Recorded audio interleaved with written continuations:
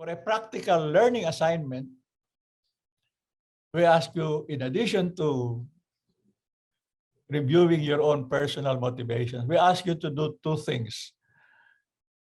Identify anyone whom you consider to be an education advocate, whether they are members of INET or not. Could be teachers, could be journalists, could be student leaders, could be community leaders, whatever. Could be local legislators, could be government officials. So ask him or her to tell the story of their motivations using the framework of the three keywords: education, advocacy, citizenship. So you can become like an interviewer, you know, asking them, why are you interested in education advocacy? Why? Will you tell us why? Tell us the story. And secondly, ask their views on education advocacy at the local level, at the national level, at the global level. So what we ask you in this course to first examine by yourself, or ideally with your small learning group, we ask all of you now to go out, identify even only two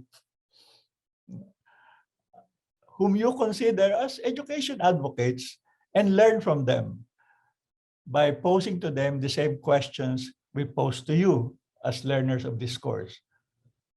What motivates you in relation to education, to advocacy, to citizenship? And what are your views on local, national, and global advocacy?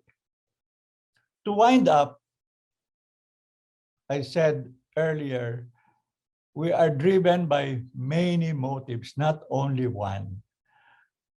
But in order for us to continue, we must recognize this, find out which is stronger, which is weaker, and then organize them to find out what is the one that leads us and drives us.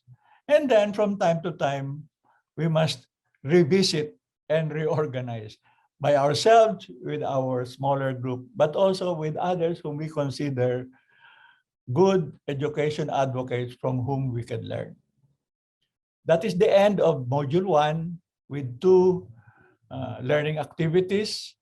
And I hope that you have developed enough interest and satisfaction in doing your assignments, that you have learned enough so that you are motivated to take up the second and third module, where we will be discussing not anymore the why, but now the how of education advocacy and the what of education advocacy. Thank you for taking this Module 1 and continue learning for much more effective, sustained education advocacy.